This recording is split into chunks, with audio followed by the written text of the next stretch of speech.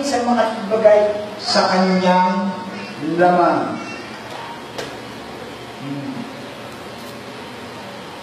Ano na tayo sa laman ni Kristo?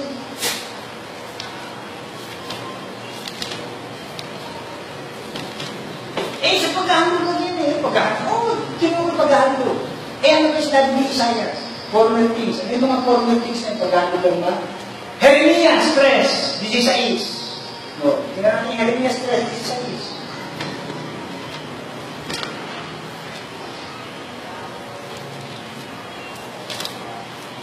Hanggang 18. Balikan natin yan. Binasa natin ano yan.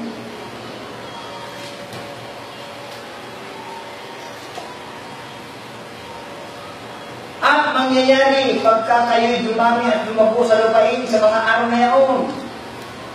Sabi ng Panginoon, hindi na nila sasabihin ang kaban ng tipan ng Panginoon. Ni mamapas-isip nila yun. Ni aaltahan nila yun. Ni nanaisin nila yun. Ni mayayari pa man. Sa panahon yaon ay tatawagin nila ang Jerusalem na luklukan ng Panginoon. At lahat ng mga bansa ay mapintisan doon sa pangalan ng Panginoon.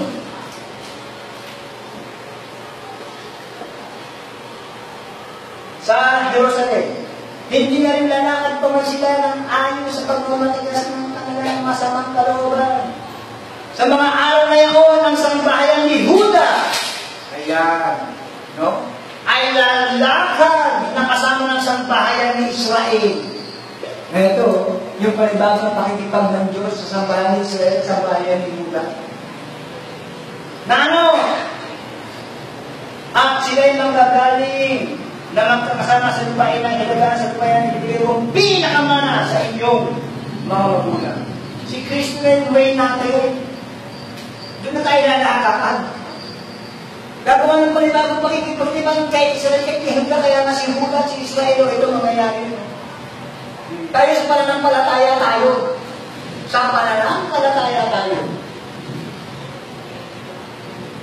Hindi isusulat, manitsuran. Ito, kung di ba sinabi sa Hebreo? Ito ang tipang gagawin mo sa kalat, pagkatapos ng mga army mo, sabi ko nyo. Diba? Isusulat, lalagay ko ang aking mga puso sa kanyang puso. At isusulat ko naman sa kanyang pag-iisip. Ito yung sinasabi sa Hebreo 9:15 hanggang 20. Hebreo 9:15. At dahil dito siya ang tagapamagitan ng isang bagong tipan, New Testament. Pagkatigyan natin yung word meaning ng Testament, marami na namang word meaning niya. Yung Testament, yung covenant, bakit? Testamento, nakasulat yan. Covenant pangako. Covenant kautusan, Covenant Testament, kabuuan ng Covenant Testament in the Old Testament. And for this cause, he is the mediator of the New Testament, that by means of death for the redemption of transgression that were under the First Testament, they which are called by to receive the promise of eternal inheritance.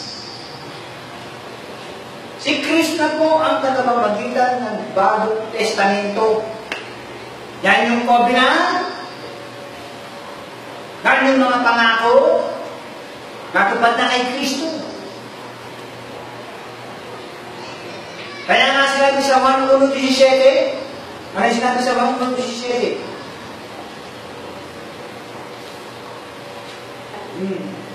John 1.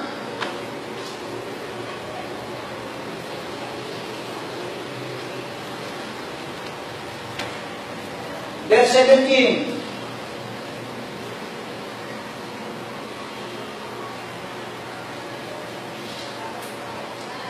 For the law was given by Moses. Law. Ang sinabing law, no? Hindi lang precept, hindi lang ordinance, hindi lang statute, kundi law, pag sinabing law, yung mga batas na ibinigay kay Moises.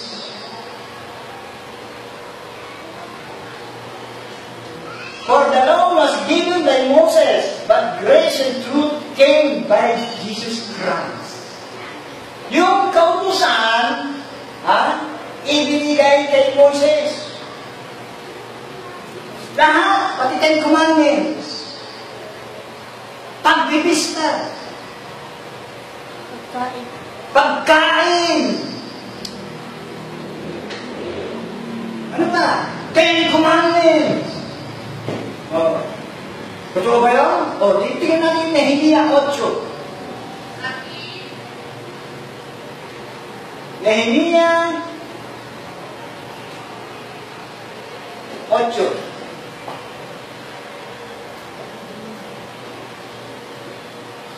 Mahaba pa yan. Tapos na. Bakit? Maano na? Yung size na eh. Ito ba? Tapos na.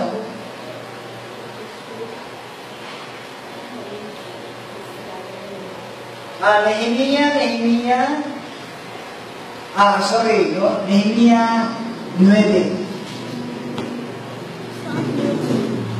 13 hanggang 14. Thou camest down also upon Mount Sinai, and spakest with them from heaven, and gavest them right judgment and true laws, good statutes and commandments. What did Nehemiah call the 10 commandments? Ha? 9:13-14. Right judgment, true laws, good statutes, and commandments.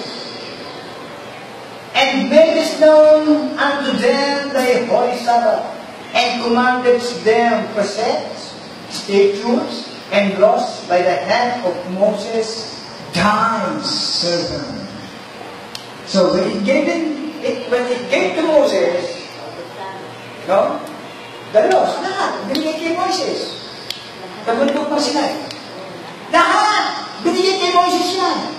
Then, what the Bible calls the law that was given to Moses. How did the apostle call those law that was given to Moses? The very first two. Law of Moses. In Acts, 37. Ha? 38, ano? 13. O 13, kautusan ni Moses. Bakit kautusan ni Moses? Binigay sa kanya lahat ang ulit sa bundok ng Sinai. Statutes, commandments, kumpleto. Pero sabi sa Juan 1:17, 39, kautusan ni Moses yan, lahat yan, pati tayo commandments. Pag binigay na kay Moses, binawi pa ba ng Diyos yun? Hindi na. Naglagay siya ng panibagong pakikipagtipan. Hindi na wala na, hindi na yung dating utos. Panibagong pakikipagtipan, hindi panibagong kautusan. Yun ang sinilagay na si Kristo yun.